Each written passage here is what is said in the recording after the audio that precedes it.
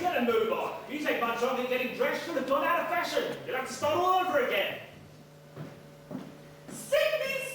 Sydney, there may be cameras. You have to imagine what you're going to look like in that witty photo section of some Sunday mag. Doris Wallace knew it would be curtains for her in court, so she decided to wear a pair. The skirt might take a while, I'm afraid. Tied with a black number, like trying to get a space hopper into a gumboot. Yeah, I must say, this business of taking the press to court is becoming rather worrying, sir. Actresses, novelists, murderous misses. I mean, when the fuck will it end, eh? Are we, about to be shackled by an unhealthy obsession with the facts, we ask ourselves? I'll tell you what, Doris, it's going to make for some very dull breakfast reading. Everything we write has to be bloody true.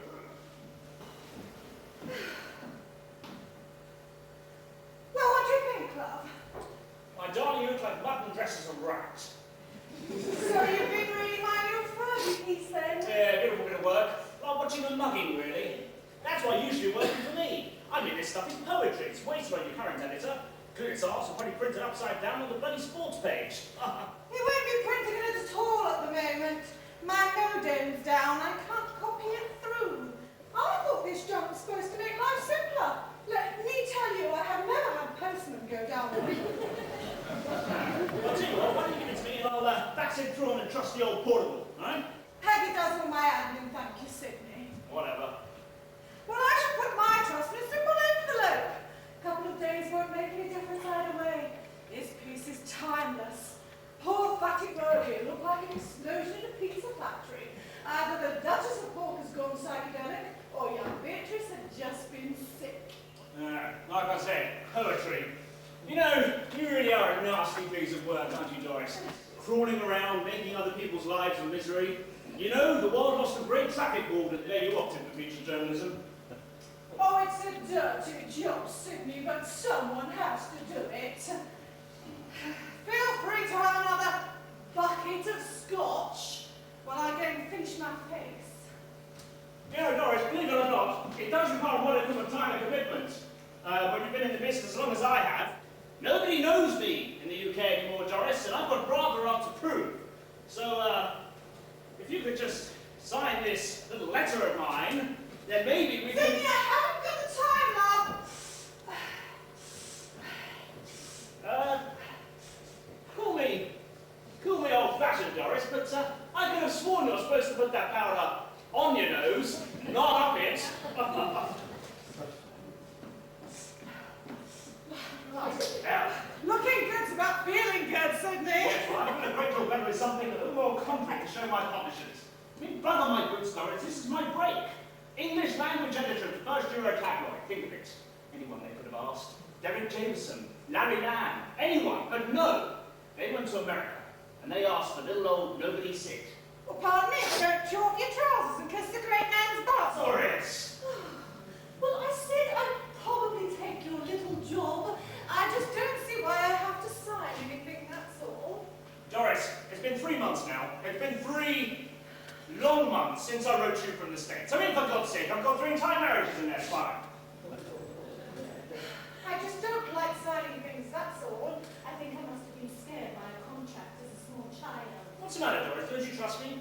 Oh, of course I trust you, Sugar Plum. I trust all letters to be dirty, double-dealing little weasels. And now it ever failed me. I've given up everything for this. You're not the only one who'll be giving up things, Sidney Skinner. You're not the only one who's worked hard for everything they've got. While you were chasing around Hollywood trying to write photos of Jackie and Russes with her phone bags flying, I was dog's body on the Preston Clarion. And I mean dog's body. We've all done our time in births and funerals, Doris. Yes, and I am never going back to that. These last few years, I finally got a grip of La Dolce Vita, and I'm sticking my talons in deep. Never again am I going to get up at 5:30 on a rainy Sunday morning to cover up the sheepdog trials. Never again am I going to cover a Liberal Party candidate in the by-elections. And never again am I going to do another review for the Preston Rep. Yeah. Doris, this is all very interesting, but... Oh, this is appalling old ham. I've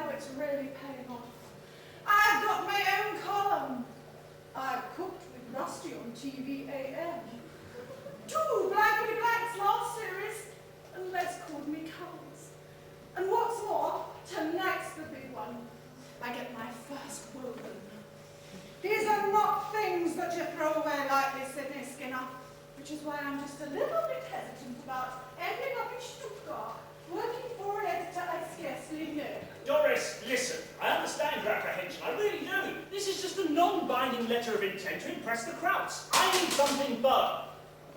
But as far as I'm concerned, your Krauts can shove something firm up their collective lederhosen. I do not like being pushed around, and I certainly wouldn't dream of signing anything without showing it to Peggy. Peggy? What the hell do you want to show it to her for? If anything, you should be showing it to a bloody lawyer. Well, if Peggy thinks it's necessary, she'll show it to a bloody lawyer. I don't trust that one anyway. She's a bit sly, two-faced. Two-faced? If Peggy had two faces, I doubt she'd be wearing the sourpuss one she wears at the moment. Anyway, I don't want you to like my stuff. They're not there for you to like them. So can you shut up about Peggy, the letter, and the firmness of your Krauts while I get ready for this bloody court case? Well, if you ask me, I think that jacket's a bit much for Judge Jeffries. Which just goes to show that you're a tasteless old tart who wouldn't recognise a good thing except when there is a barking up your nose.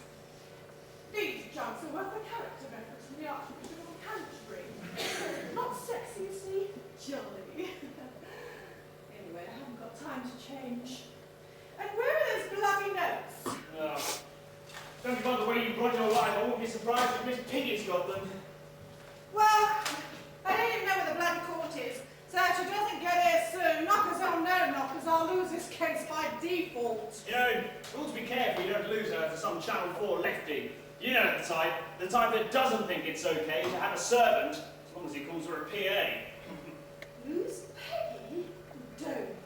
I wouldn't know where my ass was to wipe it. Morris, you are a sculptor, and the English language, well, it's your clay.